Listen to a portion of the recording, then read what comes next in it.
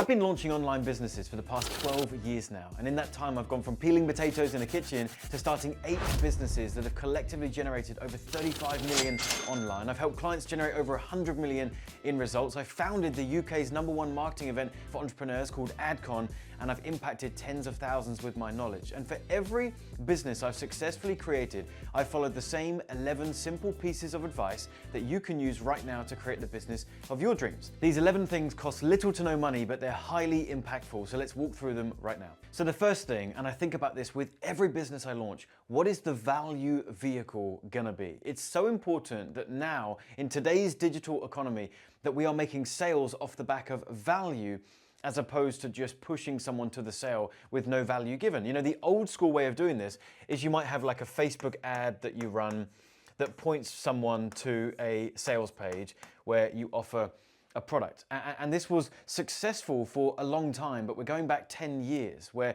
you could just run an ad on Facebook that says, hey, have you got a dog that's out of control and you want to train them? Well, click this button and come to my page where you can buy my dog training course.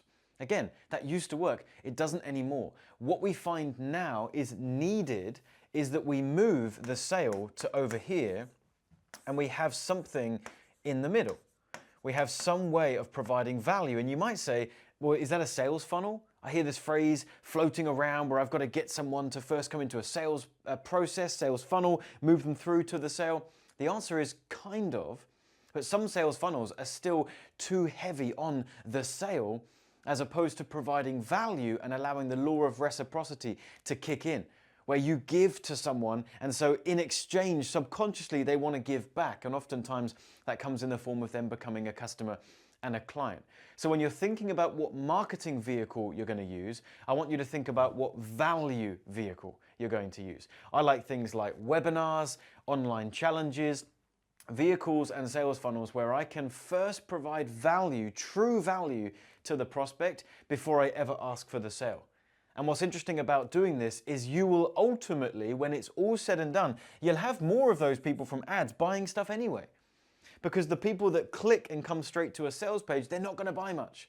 It just doesn't work anymore. Whereas you could have the same people that click and come through your valuable piece of content in your sales funnel, and although some people will leave, those that move forward will buy at very high proportions. The second thing is that you need to have and also maintain a 40,000 foot view on your business. It's so easy, not just in the beginning stages, but actually at every stage of growth with a business to just get stuck in the weeds, as we would call it, right? You're working in the business, you're not working on the business. And what you need is to have what I like to do, a quarterly review where you are looking upon your business, 40,000 foot view, the mechanics of what you've built, the social channels that you're using, the ads that you're running, the funnels that you have, the products that you've got, the team that maybe you have that are helping you make this happen, and assessing whether this is working, not working, and if it's not, what needs to be fixed. To help with this, if it would be helpful, which I'm sure it will be, I've got my plan. This is called the Momentum Framework. This is what we teach our clients. If you're looking to launch an online course or coaching or some kind of expert business or a service, you need to have a map and a plan. This is your 40,000 foot view. Step 1 to step 5, all of the things you need to do to have a successful business. And whenever you feel you're getting too in the weeds, you pull up this resource, you look upon your business and you figure out what needs to change, what needs to be tweaked, and it's a really awesome resource. I'll leave a link to that in the description box. Go ahead and click on that, tell us where to send it, we'll get it out to you, it's completely free. The third thing I like to do with any brand new business is offer discounted rates to early adopters in exchange for a testimonial. I'll tell you what I do not like doing, and is very popular advice, is when you first launch your business, you first launch your service, you first launch your product, offer it for free to people to get experience. Have you heard that before?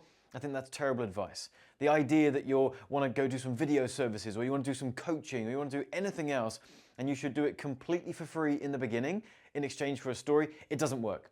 Why doesn't it work? Number one, because you're devaluing yourself before you've even got out the gate. You need to show the market that you have value in that marketplace, and you've devalued yourself by doing it for free. Secondly, the customers and clients that you're getting that are taking you up on your free offer are oftentimes not your dream ideal clients. If someone is willing to take you up on a free offer but would never have paid you, they're not the people that you want moving forward. And so your early adopters are the wrong type of avatar. So you're not actually getting the data that you need for your business moving forward. And thirdly, because they haven't paid and they don't value it, you often don't get the testimonial you were looking for anyway.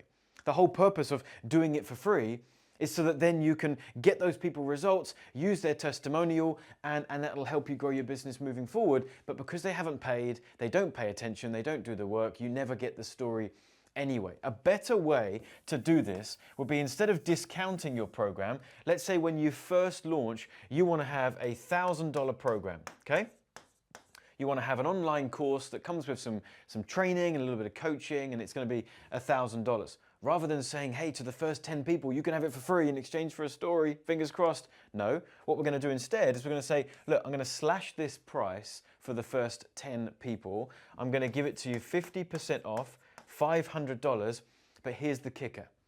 I need, in exchange for this discount and in exchange for me going above and beyond to make sure you're successful, I need to have a testimonial in return that I can use in my marketing moving forward to be able to shout from the rooftops about the result that I got you. Does that sound like a fair deal? The prospect will often say yes. Now, what's really great about this strategy is you haven't just discounted your price and then again devalued yourself. You're justifying it. You're creating a reason why you're willing to do that. You're saying, I know I'm worth this, but I'm going to do this for you in exchange for the testimonial. The testimonial is what's topping the value back up. It also gets the feels for the prospect. They're like, wow, okay, I'm not only getting a discount, but he's also very confident that I'm going to get the result with him. So I'm getting a great deal, and there's a very high chance I'm going to get this result. I think I'm going to do it. Number 4, I'm always thinking about email marketing with any business that I launch. Email is not dead, it's far from dead. Some people say that AI is taking over, it's going to eliminate the need for email and the value of email. People have been saying this for years and years and years, yet my email list for my various businesses is my most profitable and effective weapon for generating more revenue in a business. And one of the key things that you need to be thinking about on this is the email subject line. If this is the email and you've got the subject line here, and then this is the email body copy, and then perhaps you've got a call to action link there for them to click on something, this here, that subject line is so critically important.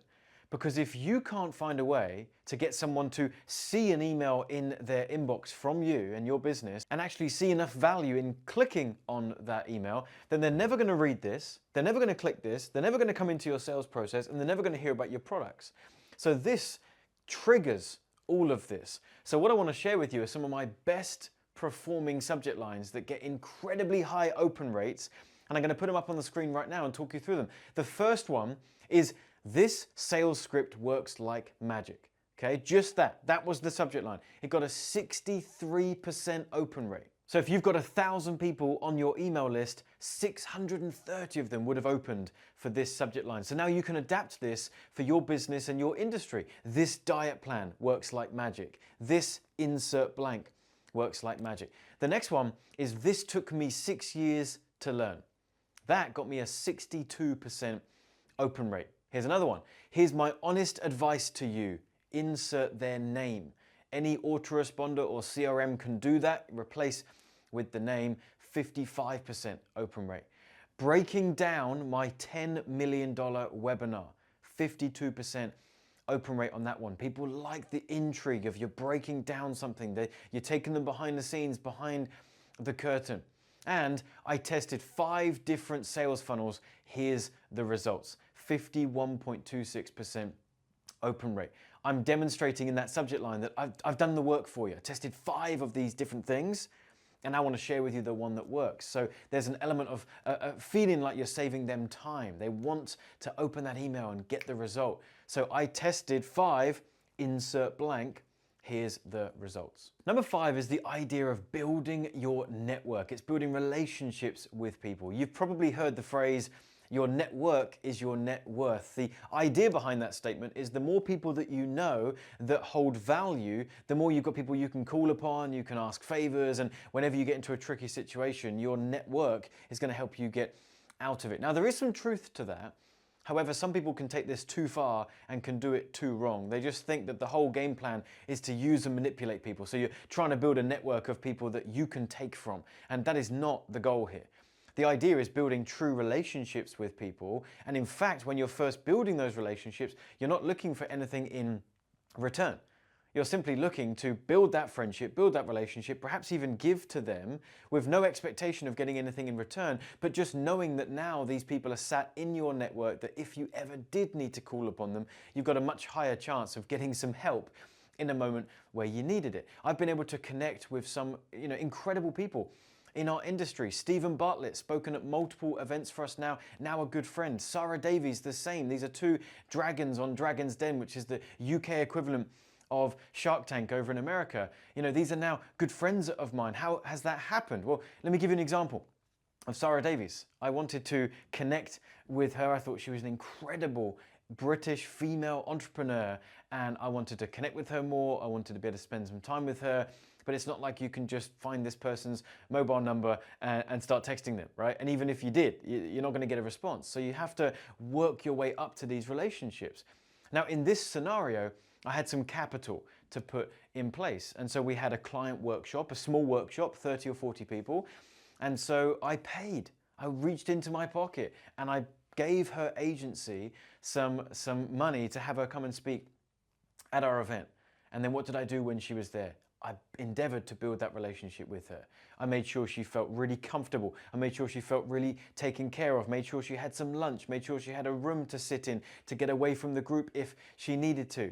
I had a little gift prepared for her to thank her for being at the event. All these things I'm doing to be memorable to Sarah so that I can not only build the relationship, but now if I reach back out to her again, I'm front and center in her mind. You've got to think, people like Sarah and Stephen, they are speaking at tens and tens and tens, if not hundreds of events throughout the year. So you've got to do something to be memorable. Anyway, that event led to her coming and speaking at another one of my events, but she wanted to speak now. I wanted her to come again, of course, but she now wanted to come and speak at this event. She came and did our big conference, AdCon, here in the UK, and she was awesome. And since then, we've just built a really awesome friendship. We're texting on WhatsApp all the time, sharing family photos. We're looking at doing some business together. Lots of opportunities opening up because I did something in the beginning to start a relationship. Now, you might say, well, John, I don't have big bucks to pay someone to start the relationship. And I totally get that, which actually leads us on to the next point where you can start to form these friendships and relationships, maybe not with a dragon, but you can form relationships with people in your industry and start to open up and improve your network. And that is point number 6. You're over here trying to start your business and you're trying to figure it all out by yourself. And there are loads of opportunities to get around people that already have the keys to the business you're trying to get into. And so you need to find, and this is point 6, find where are your industry giants hanging out. And you need to be there, you need to be present. There's probably, there's meetups in your local area, okay? Maybe you go on Eventbrite or other sites like that. There are meetups. You need to go to those meetups.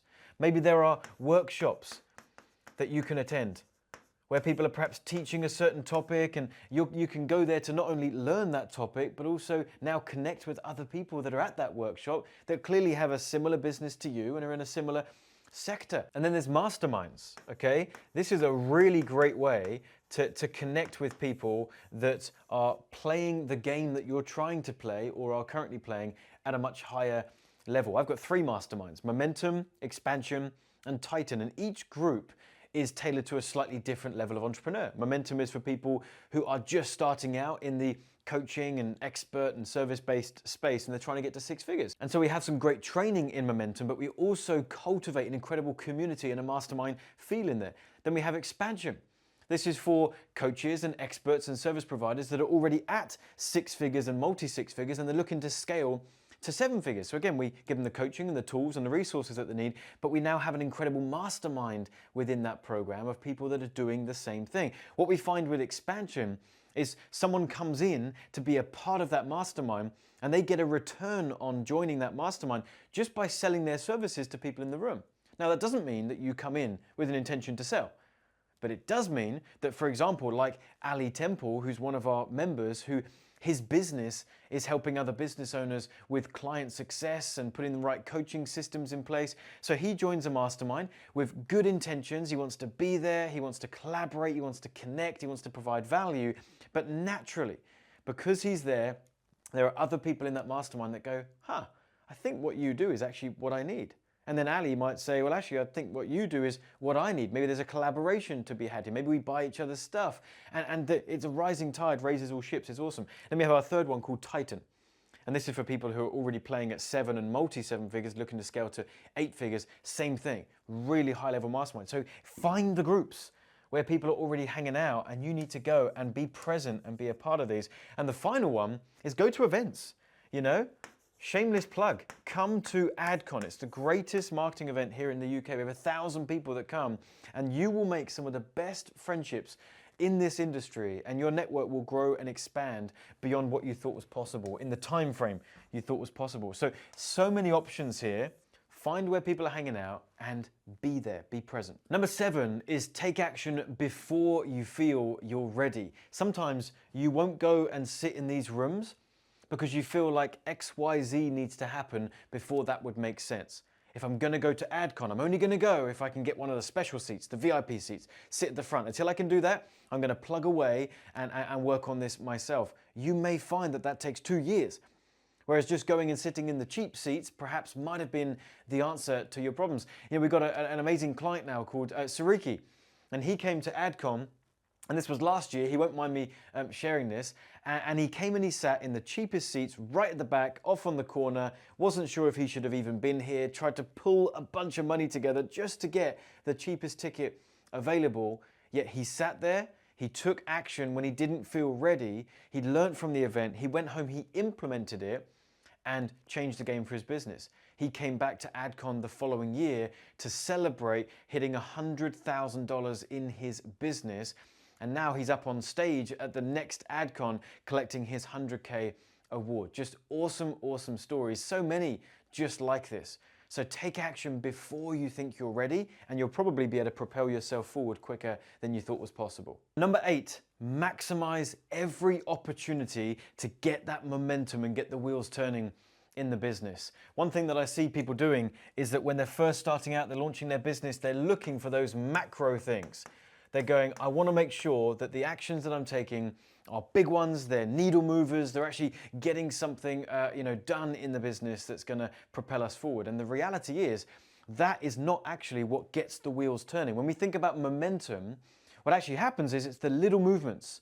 If you imagine big wheels on a big vehicle starting to move, little movements start to turn, then it starts to move into momentum and move faster. What you may not realize is that almost every macro result you could get in the business is made up of a number of micro results. So what's a really good idea is, yes, deciding what the macro is and then identifying what the micros would be for you to get the wheels turning on the macro. So what this means is maximizing every opportunity. It may feel too small, it may feel insignificant, but you need to follow up with every single lead and perhaps do it manually in the beginning. That may not be feasible as the business grows and as you have momentum, but in the beginning, you need to do it. That means picking up the phone and cold calling people. That means cold DMing people. That means doing the stuff in the beginning that's uncomfortable and unenjoyable so that you can then celebrate the big result that you got, and that'll lead to a bigger one, and you'll eventually get to a point where, although the micros are needed, you might be able to hire a team to do those things for you. So you can just focus on driving the business forward and you get help with the micro pieces. Number 9 is create your success, don't wait for it. I don't understand this idea of just manifesting your dream life and sitting and doing absolutely nothing and just waiting for it to fall into your lap. I just do not believe that that works. I have, from a young age, with every business that I've started, I take massive action. Do I get clear on my goals and what I'm trying to achieve and maybe make some plans? Of course I do. But then I go out there and I get it. I don't wait for it. I don't wait for opportunities to fall into my lap. In fact, that is where so many of you are trying to do that, and you're missing incredible opportunities because your head is down just looking at your lap waiting for it to fall in. If your eyes were up, you would be seeing so many opportunities. Now, there is something to be said for mindset. I've realized over the years the importance of making sure that your mindset is sharp and you're thinking about things in the right way, but just manifesting and waiting Not for me. Let's go out there, let's take massive action, and let's go get it. Number 10 is you've got to have a solid plan. Where are you going? What are you trying to achieve? And what are the goals? The idea of most expert coaching businesses having a formal business plan that's 40 pages long, I think that's a complete waste of time. So I'm not suggesting that you do that. But you do need to at least have started to put the puzzle pieces together and started to formulate what this business could and might look like and have a plan. That's why I put this resource together for my clients, and I'm offering it to you today for free, because this can be your plan. If you're wanting to launch a coaching and training based business and you want to attract great clients and you want to have a marketing model that's going to work for you, well then this is the plan. So you take a look at this and you build into this every stage. You decide what's your offer, how's your brand going to look, what's your operation going to look like, how do you need to work on you, and then how are we going to get attention, are we going to buy it, build it, borrow it, how are we going to do our marketing and our sales, our follow-up, our email. It's all in here. So then you make a plan, and then with that, you don't now put a 40-page written business plan together. It's a waste of time. We just go out there and we just get it. And number 11 is data-driven decisions. So many times I see people in our industry making emotion-led decisions, right? Like something's not working how they thought that it would, but they really care about that particular resource, and so they want it to work, and so they try to force a round peg into a square hole. I see this often with websites. You paid someone $10,000 to build you a website, and it looks beautiful and you really like it, but now when traffic comes, no one's opting in, no one's buying anything, it's not working, but yet you're so emotionally attached to the fact that you spent money on the website and you think it looks pretty, that you keep chugging away at it and forcing this website upon people that don't want it. You have to remove the emotion and say the data is telling me this design doesn't work. It's not leading someone through my website in the right way to them taking the action. So as much as I like it, and I'm emotionally attached to it, I'm going to cut that off, I'm going to put that over here, and I'm going to now focus on the data. And I'm going to try a different design, a different style, a different flow, and I'm going to see if the data tells me that people are liking this new style. And guess what? You might hate it. You might not actually like how your website looks, but what if your audience do? What if the clients you're trying to attract do? Would you rather have some colors on your website that you don't like but it's making you money, or the colors on your website that you do like, but it's a barren wasteland that no one is clicking and no one's buying anything? Of course, I think you know the answer to that. So make data-driven decisions with everything that you do. So I hope you found this video helpful. If you did, and you want not only this resource, but a full breakdown of how to use it, I've got another video popping up here that you can click on where I'll walk you through exactly what the Momentum Framework is all about and how you can use it. Also, drop me a comment. Let me know what you thought of this video today and which of these 11 things is most helpful to you, and I'll see you in a future video.